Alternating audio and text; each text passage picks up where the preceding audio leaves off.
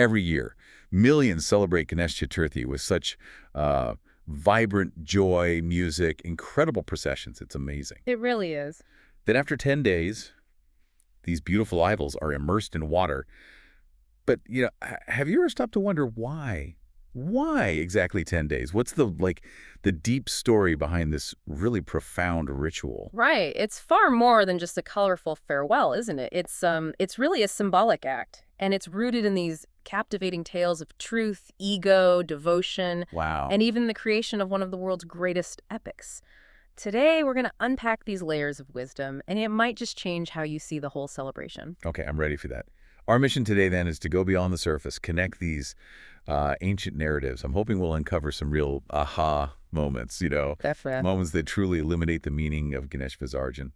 And I think you'll find some, pretty surprising perspectives on a tradition that touches so many lives. Absolutely. Let's dive in. So let's kick things off with our first core story. It begins in the golden city of Dwarka. Can you paint a picture for us? Sure. Imagine a place just brimming with opulence. Lord Krishna himself was its protector. Fear, poverty, they were basically unknown there. Sounds idyllic. It was. Yeah. But even in this golden age, a shadow began to creep in, a shadow of ambition, kind of veiled as devotion. Okay. And this came from a man named Satyajit. He was a devout worshiper of Suryadev, the sun god, but his intense prayers, his penance, it was really fueled by this one singular desire to own the world's most magnificent jewel. The Siamatakamani. I've heard of this. That's the one. Suryadev, pleased by Satyajit's devotion, or maybe his persistence, granted him the jewel. But this wasn't just any jewel. It had extraordinary power. Like what? Well, legend says it could generate 8 loads of pure gold every single day. 8 loaves. Wow. And it could prevent famine, disease, disaster, wherever it was worshipped with reverence. But here's the catch, and it's a big one. There's always a catch. Right. It came with this ominous warning. The Mani would bring destruction to any wearer who was, impure. Impure how? Like morally? Exactly. Impure of heart, driven by ego or greed.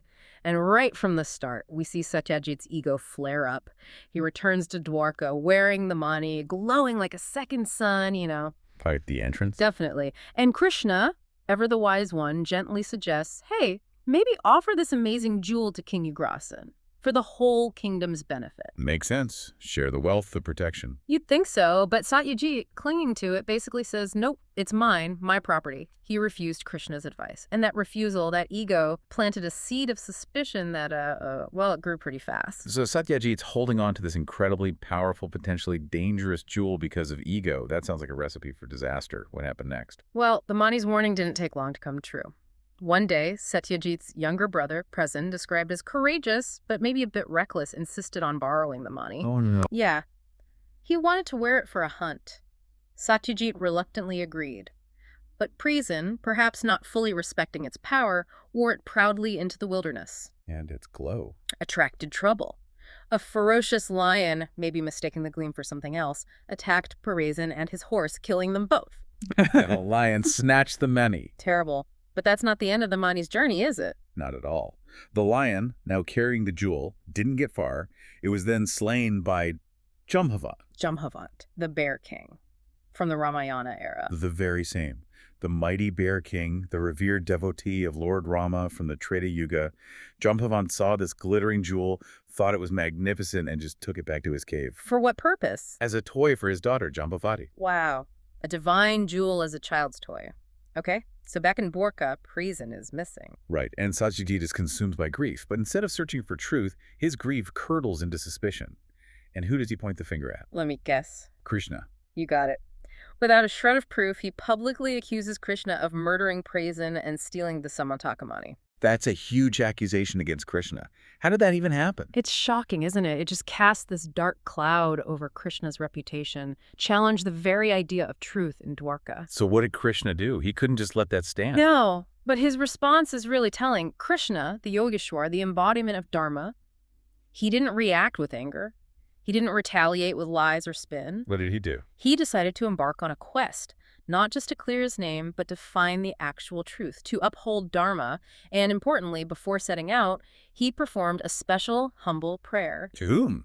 To Lord Ganesha, seeking divine guidance, asking Ganesha to remove the obstacles, to help reveal the truth. Even Krishna seeks Ganesha's help for removing obstacles. That's significant. Absolutely. Then he set out. He methodically followed the trail, found Prisen's body, saw the lion claw marks, then he found the dead lion, noted the bear claw marks, and those giant paw prints led him straight to Jambavant's dark cave. And inside that cave, something epic happens. Legendary is the word.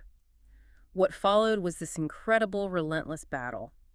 28 days long. 28 days.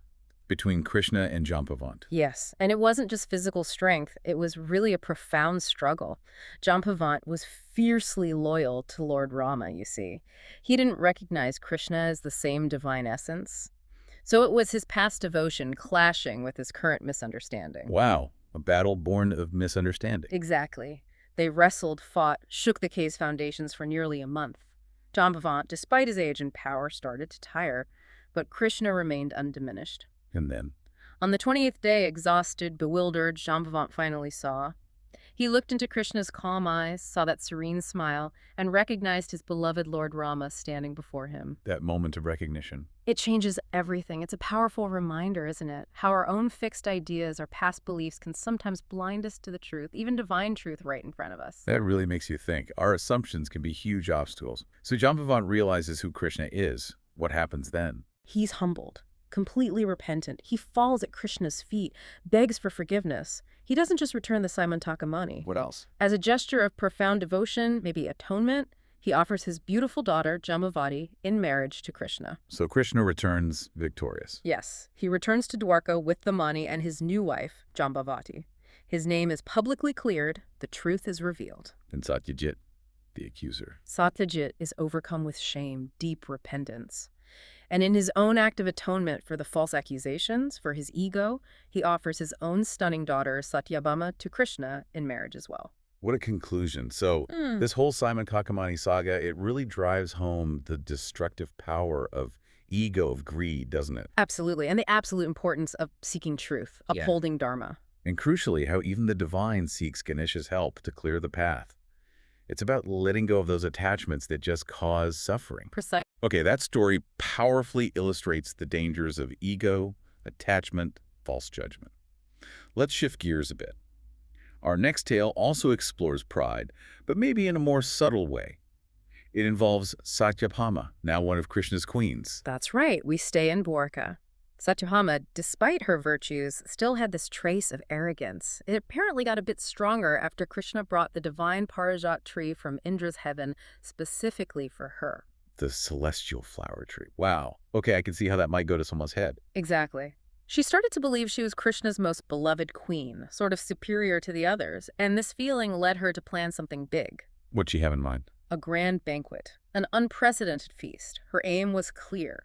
Prove her supremacy, showcase Krishna's special affection for her. So it was less about devotion, more about status. It seems that way. She arranged for, get this, over 500 different types of dishes, exotic fruits, sweets, you name it. Her palace was dripping with gold, jewels. It was a spectacle. Pure ambition and wealth on display. Designed to impress. Totally.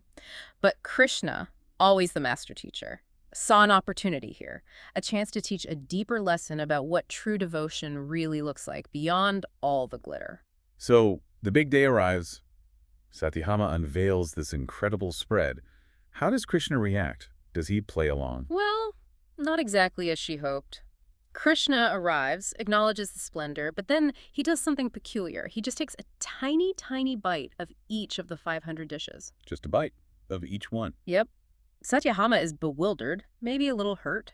She asks him why, worried she'd somehow failed to please him despite all the effort. And Krishna's response? He smiles, that enigmatic Krishna smile, and says her magnificent feast reminded him of another great banquet, one with an even more profound lesson. Ooh, a story within the story. Yeah. Who hosted this other banquet? This is where we meet Kubera, the Lord of Wealth himself. Okay, Lord of Wealth versus Queen with a celestial tree. This is like a clash of egos waiting to happen. You could say that.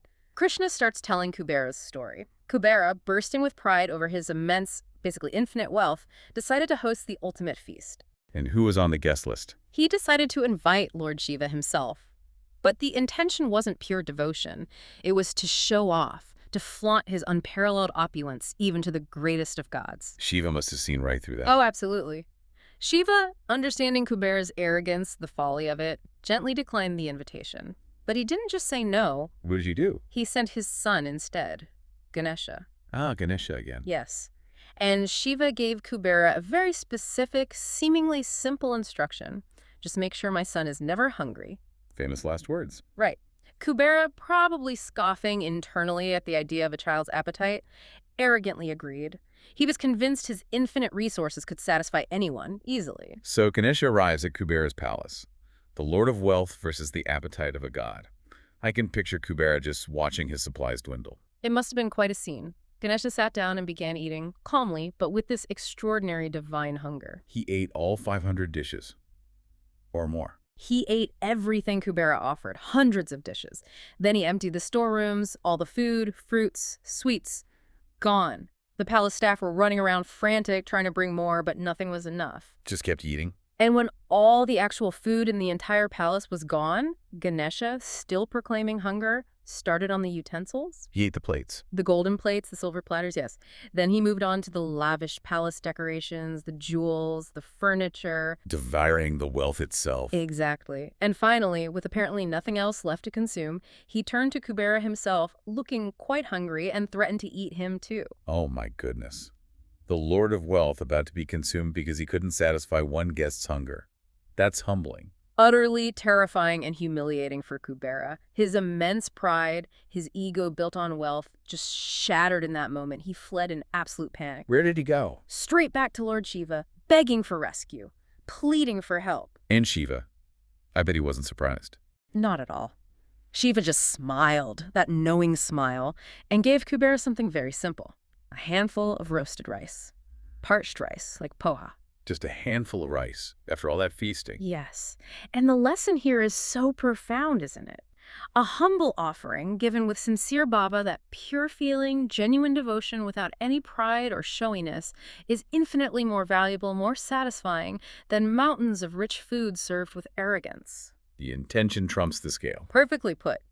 So Kubera, now completely humbled, took that handful of roasted rice back to Ganesha. He offered it with deep humility, pure devotion. And Ganesha. Instantly satisfied, his insatiable hunger vanished. Wow. So Krishna finishes this story and turns back to Satyabhama. He explains gently that for him, personally, a single tulsi leaf offered with that same pure devotion, that true bhava, was far more precious than all her 500 elaborate dishes served with pride. And Satyabhama understood. She did. She was truly humbled. She finally grasped the real essence of devotion. It wasn't about the grandeur, it was about the heart. That's a beautiful story. It really hammers home that God, or the divine, responds to genuine feeling, genuine bhava, and humility, not just outward shows of wealth or effort. Exactly. Ganesha's hunger here is almost like a metaphor for that spiritual yearning, that material things, no matter how grand, just can't fill. Intention is everything. Okay, what incredible lessons about ego, pride, attachment, and the nature of real devotion. We've seen how ego gets humbled. Now let's finally get to the story that directly answers our initial question. Why the 10-day festival? Why the immersion, the Visarjan? Right. This brings us to our final and perhaps most pivotal story, connecting Visarjan directly to the creation of an epic. The Mahabharata. The Mahabharata itself. We need to go back to sage Vyasa. He had conceived this monumental task, composing this vast epic. We're talking over 100,000 verses. A mind-boggling scale. It really is. Countless characters, profound wisdom, the entirety of Dharma, the complexities of human life. It's all in there. Vyasa knew he couldn't just write this himself while also composing it. He needed a scribe. Not just any scribe, I imagine. An unparalleled scribe. Someone with divine intellect, speed, and comprehension. He sought guidance, and Brahma, the creator god, recommended only one being capable of such a feat. Let me guess. Ganesha. Lord Ganesha. The remover of obstacles, yes, but also the embodiment of wisdom, intellect, discrimination. The perfect partner for this cosmic undertaking. So Vyasa approaches Ganesha. How does that conversation go? It can't be a simple, can you take dictation? And definitely not. It was an extraordinary negotiation, really. Ganesha readily agreed to be the scribe, but he laid down one very specific condition. Which was? He would write only if Vyasa dictated nonstop, without a single pause. If Vyasa stopped, even for a moment, Ganesha would stop writing, and that would be the end of it. Wow, nonstop dictation of 100,000 verses. That's intense pressure on Vyasa. Immense. But Vyasa, being incredibly wise himself, agreed, but with his own counter condition. Okay, what was Vyasa's condition? He stipulated that Ganesha must fully comprehend the meaning, the depth, the implications of each and every verse before writing it down. Ah, a clever move. So Vyasa could get a brief pause to think while Ganesha processed the meaning. Exactly. It wasn't just transcription. It was this profound intellectual and spiritual synergy, a meeting of divine minds constantly challenging each other. So they begin. Describe the scene, the process. Imagine them in a secluded cave. Vyasa closes his eyes, enters a deep meditative state, visualizing the epic events unfolding across the cosmos, and dictates the verses in a continuous stream. And Ganesha. Ganesha, using his broken tusk as a pen, a symbol of sacrifice in itself, writes continuously on palm leaves, nonstop, his mind working at incredible speed, absorbing and understanding every profound word. Days turn into months, months into years. This divine act of creation unfolds. It sounds incredibly draining energetically. That's the crucial point. And this is where we directly connect to Visarjana, the sheer energetic output required. Transcribing this profound cosmic knowledge filled with the fire of Dharma, epic battles, intense emotions. It caused Ganesha's physical body to heat up tremendously. Heat up. Yes. His form, often described as being made of clay in this context, his Rinmaya Deha, began to, well, essentially overheat. It started to burn, turning red from the sheer intensity of the spiritual and intellectual energy he was channeling. The god of wisdom, literally burning with the knowledge he's recording. That's a powerful image. Vyasa must have been concerned. Deeply concerned, Ganesha's body temperature became intolerably high. Vyasa tried various things to cool him down. Like what? He applied cool sandalwood paste, offered soothing durva grass things usually pleasing to Ganesha. He even offered Ganesha's favorite sweets, modaks. Did any of it work? No. Nothing seemed to quell the intense inner heat. It just kept building. Vyasa, using his deep spiritual insight, finally realized the fundamental truth. What was that? That fire, even divine spiritual fire, can ultimately only be truly quenched by its natural opposite. Water. And this leads to the immersion. This is the moment, the very first Ganesh Visarjana. Vyasa carefully led the intensely heated Ganesha, his form radiating heat, to the nearby Saraswati River. A sacred river. Yes. And with deep reverence, chanting sacred mantras, Vyasa gently immersed Ganesha's form into the cool, flowing water. And the effect. Instantaneous. As Ganesha's heated body touched the water, the immense heat dissipated. He was pacified, cooled, refreshed, joyful. So it wasn't just physical cooling, was it? It sounds symbolic. Exactly. It was a symbolic release, a transition. The immense focused energy built up during the intense act of creation was released. It represents the shift from the active, form-based state Sakara to a calmer, all-pervading, formless state Nirakara. The energy became omnipresent. That transition from form to formless? That sounds key. And this moment led to a promise. A divine promise. Ganesha, cooled and pleased by this act, declared that because of this event, a tradition would be born. Henceforth, on Bhadrapada Shukla Chaturthi, the day the writing likely began or reached a peak, devotees would install his idol, his murti. And worship it for how long? For 10 days, symbolizing perhaps the intense period of creation or focused energy. And on the 10th day, they would perform the same ritual, immerse his idol in water. Visarjana. And Ganesha promised that when they do this with devotion, he would personally absorb all their sorrows, their obstacles, their negativities, just as the water absorbed his heat, carrying them away. Wow. But crucially, while the form dissolves, his formless blessings, his divine presence would remain with the devotees always. So that's the sacred origin. It's born from this incredible act of divine creation, sacrifice, and purification. An act of renewal. Precisely. It's not just putting an idol in water, it's reenacting this profound cosmic event. Okay, we've covered so much ground. The Mani, the feasts, the Mahabharata. How do we tie all these incredible stories together? What does Visarjana really mean for us today, practicing it now? That's the goal, right? To synthesize these powerful narratives. Let's look at the takeaways. From the Syamantaka Mani story, what do we get? The danger of ego, greed, false accusations. The importance of truth. And seeking Ganesha's help to clear obstacles, letting go of attachments. Exactly. It's about purifying ourselves from those things that cause suffering and block truth. Then, from Kubera and Satyabhama. That's the lesson about bhava. Pure, humble devotion over big, showy displays. Intention matters more than the scale of the offering. Ganesha wants genuine feeling, not just stuff. Perfectly said. His hunger is for that spiritual connection which wealth can't buy. And finally, the big one, Vyasa and the Mahabharata. That gives us the core of Visarjan itself, doesn't it?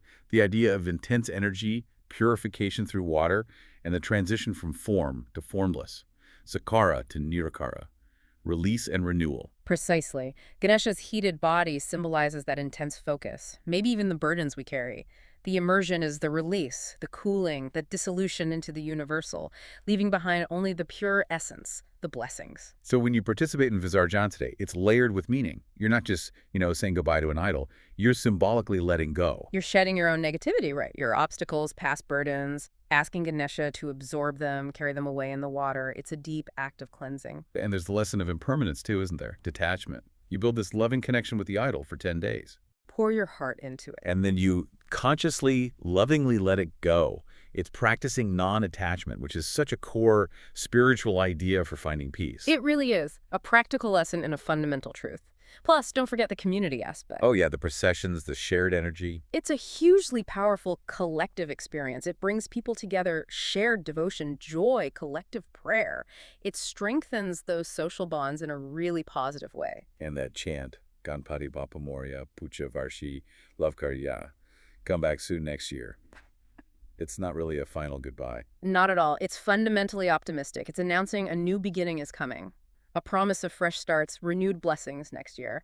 It's cyclical. Like the idol itself. Yeah. Made of clay, returning to the elements, earth and water, it mirrors the natural cycle of life, doesn't it? Birth, life, death, rebirth. From Sakara, the tangible form, back to Nirakara, the formless potential. From Anta, the end, to Aram, a new beginning. It's all beautifully woven in. So it's far from just being a tradition or superstition. Far from it. When you understand these layers, it becomes this incredibly deep spiritual practice. It helps us confront our ego, embrace humility, understand life's cycles, and really prepare ourselves for renewal, for a purer state of being. Wow. What an absolutely extraordinary deep dive. We've gone from accusations of jewel theft to gods with insatiable appetites to the very writing of the Mahabharata. It's quite a journey through mythology and meaning. These stories just weave together so beautifully to give Ganesh Visarjan a meaning far, far deeper than I think most of us ever realized. And maybe here's a final thought to ponder. Consider that every Ganesh Visarjan isn't just about saying farewell to an idol. It's a powerful annual reminder that true divinity, true presence, isn't limited to any one form. It resides in that spirit of surrender, in the strength of community, and in the profound transformative promise that we can always renew ourselves. It's really a journey from the tangible, the seen, to the transcendental, the unseen potential within us. From the form to the formless. Something to definitely mull over until next year, wouldn't you say? Absolutely. Thank you so much for taking us on this journey. And thank you for diving deep with us. We hope you'll join us for another deep dive very soon. Have you ever found yourself wondering if, even in the most sort of gilded of ages, truth can somehow get twisted? Obscured by suspicion, maybe lies. Today we're plunging into an ancient tale from the Dwapar Yug that's an epic age in Hindu cosmology, a time when even the revered Krishna found himself facing some pretty grave accusations. It's a journey that, well, it starts with this magnificent gem, winds through a really dense ancient forest. It features an epic 28-day battle deep inside a cave, and ultimately it reveals the surprising, maybe profound reason behind one of India's most beloved festivals, Ganesh Visarjan. Exactly. And we've gathered, a fascinating stack of sources for this deep dive. These aren't just stories. They're really a philosophical exploration into the nature of ego, true devotion, sacrifice, and that eternal cycle of life and renewal. This is kind of your shortcut to understanding the deeper currents beneath the annual tradition of Ganesh Visarjan. We're connecting these powerful mythological narratives to practices that, well, they still resonate profoundly today. So yeah, prepare for some genuine aha moments that might just change how you view this really vibrant, colorful celebration. Yeah, our mission today is to unearth the hidden wisdom woven into these ancient accounts, to understand how a divine gem, an absolutely insatiable hunger, and the monumental task of creating a legendary epic, how they all connect to the very core of why millions enthusiastically chant Ganpati Bappa Moria, Puja Varshi Lavkarya. Right. Okay, let's dive in and unpack this rich tapestry. So, our story kicks off in Dwarka. It's described in our sources as this opulent city flourishing under Sri Krishna's divine protection, a golden age, you might say. Yet, even here, a shadow emerges. It's King Satyajit, a powerful figure, yes, but one blinded by ego, despite being a devout worshiper of Suryodevdi, the sun god. And a striking detail from these accounts is Satyajit's intense penance, really severe austerities. Things like standing amidst 5 fires in the blistering summer or, get this, submerged in icy rivers during winter. But what was he craving? Not the welfare of his people, no. He wanted the world's most magnificent jewel purely for personal glory, for an immortal reputation. It's a classic example, isn't it? Ambition just tinged with self-aggrandizement. And his devotion, well, in a way, it paid off. Suryadev himself appeared, bestowing upon Satyajit the legendary Shamantak money. Now, this was no ordinary gem. The ancient text tells us it could generate 8 loads of pure gold daily, and protect its owner from famine or disease. But, and this is critical, there was a caveat. It demanded worship with pure faith. If not, it brought ruin. Quite the double-edged sword, wouldn't you say? Absolutely.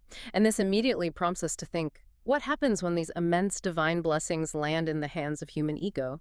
Krishna, seeing the money's potential for universal good, he gently suggested Satyajit offer it to King Ugrasena for the welfare of the entire realm.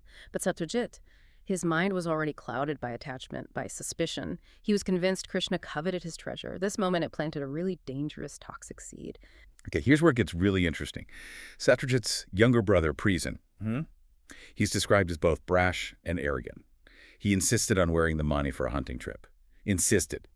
Even though Satyajit himself gave stern warnings about the gem's power and the conditions, what happened next was truly tragic. A ferocious, hungry lion attacked. It killed both Prisen and his horse, snatched the radiant mani, and just vanished into the dense forest. And the story then introduces another captivating figure, Jamvant, the ancient bear king, a warrior from the Ramayana era who had lived for, well, countless ages. He spotted the lion with this luminous gem, swiftly challenged it, killed it, and took the mani back to his cave. And his young daughter, Jambavati, she began playing with it, totally oblivious to its power, like a shiny new toy. Meanwhile, back in Dwarka, Prisen doesn't return, and Satyajit's deep-seated suspicion of Krishna, it just blossoms into this poisonous public accusation. He openly declared that Krishna had murdered his brother for the mani. Can you imagine the shock? The murmurs of doubt spreading through the city cast upon the very protector, the moral compass. Krishna's good name was just dragged through the mud, utterly unfairly. And this was far more than just a personal insult. It was an attack on Krishna's dharma, his righteous duty, his moral order, an attack on the justice he upheld. So he vowed to clear his name. And the sources detail how Krishna, after praying to Ganesh, the Vignaharta, the remover of obstacles, praying for wisdom and strength, he set off with a few Yadava warriors. He found Prisen's body, then the lion's body, and finally followed these massive bear footprints right to a mysterious, echoing cave entrance. What unfolded inside that cave? Wow, it sounds like something straight out of the grandest epic. Krishna confronted Jamvant, who mistook him for just some common man and attacked. Yep. And for a grueling 28 days, 28, these two titans fought relentlessly, no food, no rest, their blows shaking the very foundations of the cave. The ancient texts describe rocks shattering, trees being uprooted from the sheer force. Yeah, and stepping back, if we look at the bigger picture, the message is that this duel wasn't just about physical strength. It was a battle against illusion, wasn't it? Against ego, against ignorance, really. After those 28 days, Jamvant, just exhausted, in pain, he finally recognized Krishna's divine essence. He saw his Lord Rama in Krishna's eyes. He surrendered and offered not just the Shamantak mani, but also his daughter Jambavati in marriage, deeply regretting his arrogance, the whole misunderstanding. So what's the enduring takeaway from this part? Krishna returned to Dwarka, his name cleared in a packed assembly. He presented the mani, undeniable proof. Satyajit, utterly humbled, consumed by shame, fell at Krishna's feet. He repented his arrogance, and in turn offered his other beautiful daughter, Satyahama, in marriage. It's a powerful narrative showing us that truth, however long it might take, it always prevails. It also underscores how corrosive ego and suspicion can be, but importantly, that profound repentance and forgiveness are always possible. This tale, Truth Overcoming Ego, it lays a foundation for understanding integrity and devotion. But to really grasp Visarjan, we need to explore the essence of humility next, and true offering. Which brings us to Krishna's queen, Satyahama, right? Satyahama. Our sources describe her as beautiful, yes, but also proud, utterly convinced of Krishna's unparalleled love for her, maybe more than for any other queen. Her story gives us another fascinating lesson on the true nature of devotion and offerings. Indeed it does, and her pride was apparently further fueled by an incident involving the divine Parijat flower, a celestial bloom from the heavens. When the sage Narada brought one from Swarg, that's the heavenly realm, and Krishna gifted it to his other queen, Rukmini, Well, Satyabhama's jealousy flared dramatically. She demanded the entire Parijat tree for her own palace, which led Krishna to actually conquer Indra, the king of Swarg, just to fulfill her wish. It's quite a testament to his affection, maybe, but also to her very strong will and that burgeoning ego. Oh yeah, her ego swelled after that victory. It led her to plan the most extravagant feast Dwarka had ever seen, adorned with gold, jewels, boasting over 500 types of dishes, all meticulously prepared. Why? To prove she was Krishna's most beloved queen, hoping to eclipse everyone else in her display of devotion and, frankly, wealth. But the sources underscore Krishna's subtle yet profound way of teaching here. He partook of only a tiny portion of each elaborate dish, just a taste. When Satyabhama, puzzled, maybe a little disappointed, questioned this, he just smiled mysteriously. He stated her feast reminded him of a greater feast, and then he recounted the tale of Kubera and Ganesha. Ah, yes, the story goes that Kubera, the god of wealth, bloated with pride over his opulence, he invited Lord Shiva to this magnificent banquet, hoping to impress him with his boundless riches, just showing off, really. But Shiva, seeing right through Kubera's ego, sent his son Ganesha instead, with just a simple warning: just don't let him go hungry. Kubera scoffed, didn't he? Thinking this small, childlike deity could barely eat a morsel. Big mistake. Because Ganesha, with his characteristic childlike innocence and, well, an absolutely insatiable appetite, he devoured all the food in the palace. Then he moved on to the entire store of grains, fruits, sweets, everything. He even started eating the gold and silver utensils, and then threatened to eat Kubera himself if he wasn't fed more. Kubera must have felt this cold dread, realizing he'd massively, massively underestimated his guests. Absolutely terrified. Kubera fled to Shiva, begging for help. Shiva simply gave him a handful of parched rice, instructing him to offer it to Ganesha with humility, with sincere devotion, not with pride in his wealth. And then the miracle happens. Ganesha, upon receiving this simple offering, given with genuine reverence, he was instantly satisfied. He declared that God is pleased by sincere devotion and humility, not by pomp and, ostentatious display. It wasn't the quantity or the richness, was it? It was the heart behind the offering that mattered. Exactly. So what's the real insight we gain from this? Krishna turned to Satyabhama and gently explained that for him, a single tulsi leaf that sacred basil offered with pure devotion was infinitely more valuable than all her 500 dishes and opulent palaces combined. It was a profound aha moment for Satyabhama. You can almost see her pride just melting away, turning into true, humble devotion as she finally understood the real meaning of offerings. The value lies in the spirit, not the show. Our journey now leads us to the final and perhaps the most profound connection, the connection to Ganesh Visarada itself. It's the monumental story of how the epic Mahabharata came to be written, and Ganesha's pivotal, almost sacrificial role in its creation. Maharishi Vyasa, a revered sage, carried this vast narrative over 100,000 verses, countless characters, profound wisdom entirely within his mind. Imagine that. He needed a scribe, someone with divine intellect and unmatched speed to record it all. Lord Brahma, the creator, suggested Ganesha. Right, but this wasn't just simple dictation, was it? Ganesha agreed, but with a condition, a specific one. His pen must not stop for a single moment. If Vyasa paused, even for an instant, Ganesha would cease writing. That's it, done. But Vyasa, ever the wise sage, laid down a clever countercondition. Ganesha had to fully understand the meaning of each verse before writing it down. This ensured Vyasa could strategically pause, gather his thoughts, formulate the next complex passage, while Ganesha absorbed the meaning. It required immense focus from both. Can you picture the scene? In a secluded cave, Vyasa dictating, eyes closed, drawing from the depths of his cosmic wisdom, and Ganesha writing nonstop, using his own broken tusk as a pen. Incredible detail, that. Days turned into months, months into years. This incredible collaboration unfolded, creating one of the world's greatest, most profound epics. And when we view this through a wider lens, the sheer energy, the profound wisdom contained within the Mahabharata's verses, it had a surprising, almost physical effect on Ganesha. Our sources reveal that his clay body began to heat up intensely, literally glowing red, causing him immense pain as he absorbed all that spiritual energy and knowledge. It was a physical manifestation of his extraordinary effort, his sacrifice. So when the epic was finally complete, Vyasa saw Ganesha's burning form. He tried to cool him, with cooling sandalwood paste, fresh durva grass, a favorite offering for Ganesha's sweet modak, his beloved dumplings. But the intense heat persisted. Nothing worked externally. He then realized that only water, the universal coolant, the purifier, could truly quench that intense accumulated energy. And this led to what our sources describe as the very first Ganesh Visarjan, the origin, Vyasa gently carried Ganesha to the nearby Saraswati River and immersed him, reciting sacred mantras. As Ganesha's form touched the cool water, all the accumulated heat, all that profound energy, it just dissipated. He became calm, peaceful, refreshed. And here's the powerful, really beautiful revelation.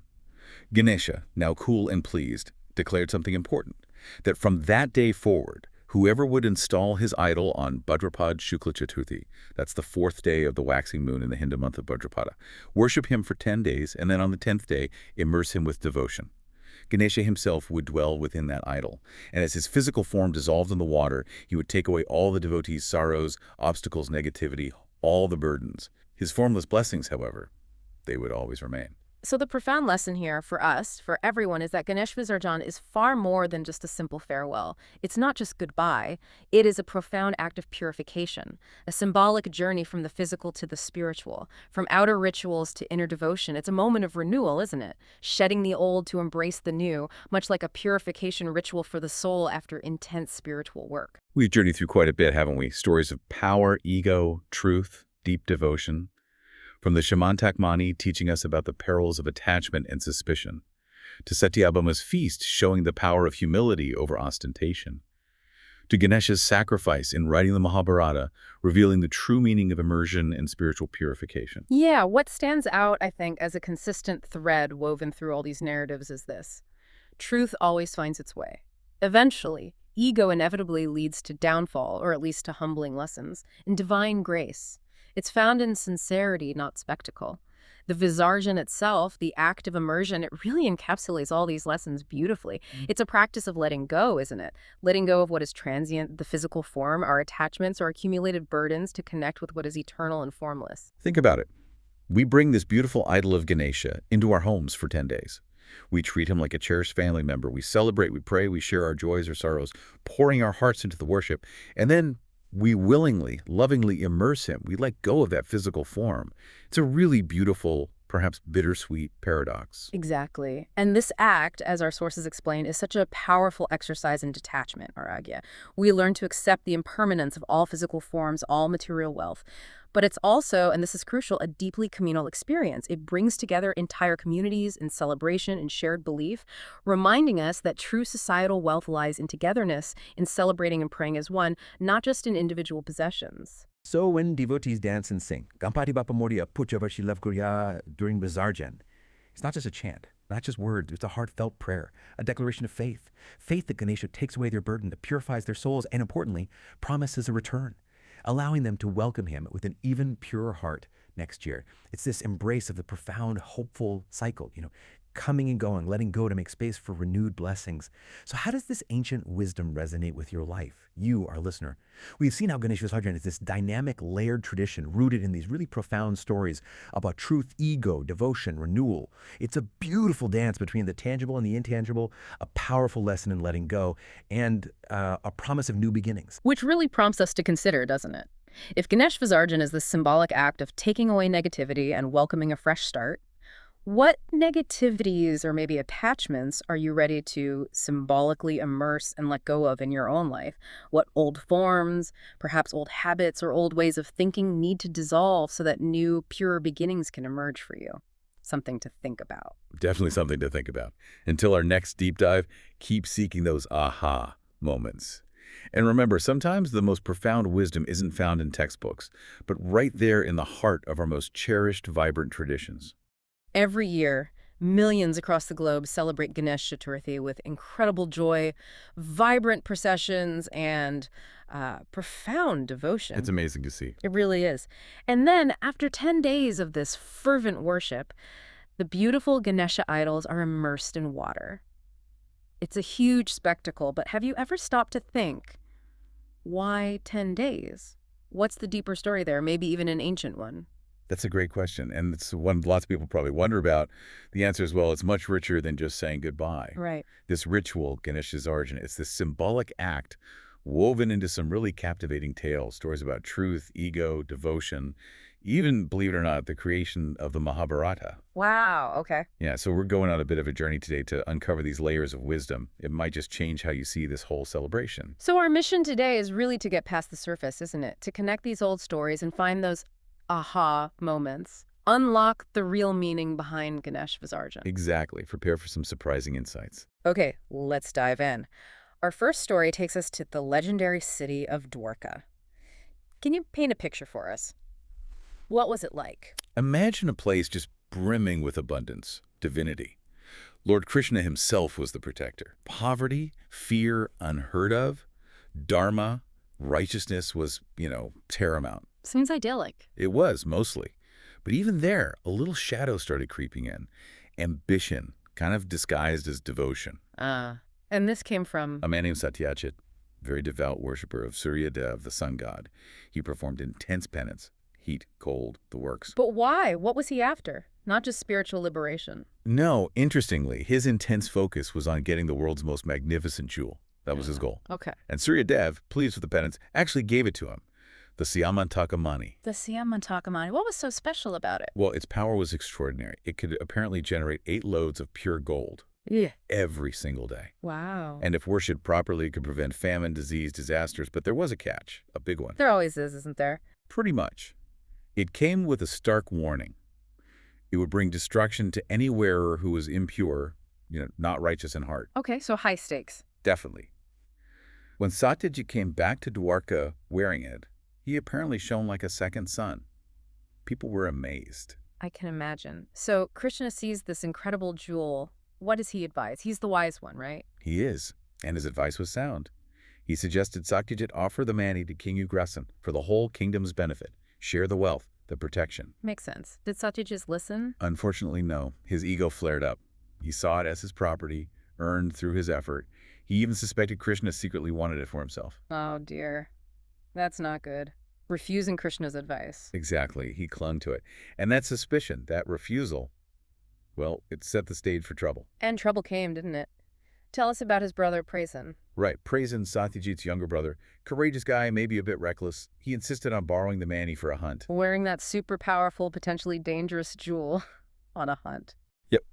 Satyajit reluctantly agreed, warned him about its power, but Prasen, full of confidence, wore it proudly into the forest. The mani's divine glow, meant to protect, ironically attracted a huge, ferocious lion. The lion thought the gleam was maybe raw meat, attacked Prasen, killed him and his horse, and snatched the jewel. Oh no, so the lion has the mani now. For a moment. But the story takes another twist. The lion, carrying its prize deeper into the woods, then gets attacked and killed itself. By what? By Jampavant. Jampavant, the bear king from the Ramayana. The very same, a powerful ancient being, a devotee of Lord Rama. He sees this amazing jewel, maybe doesn't know its full story, and takes it back to his cave. Gives it to his daughter, Jambavati, like a toy. As a toy, this incredibly powerful mani. Just like a shiny bauble for her to play with, innocently. Okay, wow. So back in Dwarka, Prasen is missing, the mani is gone. What does Satyajit do? This is where it gets really messy. Satyajit, drowning in grief and already suspicious of Krishna, he immediately jumps to the worst conclusion. He blames Krishna. Yes. With zero proof, he publicly accuses Krishna of murdering Prasen to steal the Samantakamani. Wow. That's a serious accusation against Krishna himself. Huge. It cast this dark shadow over Krishna's reputation, challenged, truth and justice in the whole city. But what's fascinating is Krishna's reaction. What did he do? Did he get angry? No anger, no lies in return. Yeah. Instead, he decides he has to find the actual truth, clear his name the right way. And before setting off on this quest, he does something significant. Which is? He performs a special prayer. He actually establishes an idol of Lord Ganesha and prays humbly, asking for help in removing the obstacles, clearing the path to truth. That's amazing. Krishna, the supreme being, praying to Ganesha for help. It's a powerful lesson, isn't it? Even the divine seeks Ganesha's blessings to overcome hurdles. So after the prayer, Krishna follows the trail, finds Prasen's body-line claw marks, unmistakable. Okay. Then finds the dead lion, this time bear claw marks, Bigger, more powerful. leading him to, The huge paw prints led him straight to Jampavant's cave. Dark, imposing place. and inside, an epic confrontation, a battle that lasted, get this, 28 days, nonstop. 28 days between Krishna and Jampavant. Yes. But it wasn't just fists and rocks, though there's plenty of that, apparently. It was deeper. A struggle rooted in Jambavant's old loyalty to Rama. He didn't recognize Krishna as Rama at first. So it was a misunderstanding fueled by past devotion. Exactly. For almost a month, they fought relentlessly. Jambavan, despite his immense power and experience, started tiring. Krishna remained steady, calm. On that 28th day, Jambavan, exhausted, finally looked properly, saw Krishna's serene eyes, and recognized his beloved Lord Rama. Wow, that realization must have hit him hard. It really makes you think, doesn't it? How often do our own, fixed ideas stop us from seeing the truth right there? Absolutely. So what happened after Jambavat recognized him? He was completely humbled, fell at Krishna's feet, begged forgiveness, and as a sign of his repentance and devotion, he not only gave back the Syamantaka, Yes. he also offered his daughter Jamarati in marriage to Krishna. So Krishna returns with the jewel and a new wife. Exactly. Returns to Dwarka, presents the mani, clears his name publicly, and Satyajit. He was overcome with shame, deep repentance. As he should be. And he too, as atonement for his false accusation and his ego, offered his own daughter, the beautiful Satyabhama, in marriage to Krishna. Quite the resolution. So the big takeaway from this Mani story. It's really about how ego and greed blind us, right? Yeah. Leading to false judgments, suffering, and crucially, it shows that seeking truth, maybe even with Ganesh's help like Krishna did, is the way through obstacles. It's about letting go of those worldly attachments that cause all the trouble. That makes a lot of sense, letting go of ego and attachment. But what about pride? That's another big one. Does that come up? Oh, definitely. Our next story dives right into that. We're back in Dwarka, and Satyabhama, remember her, Satyajit's daughter, now one of Krishna's queens. Right. Well, despite her virtues, she apparently still had a little trace of arrogance. Especially after Krishna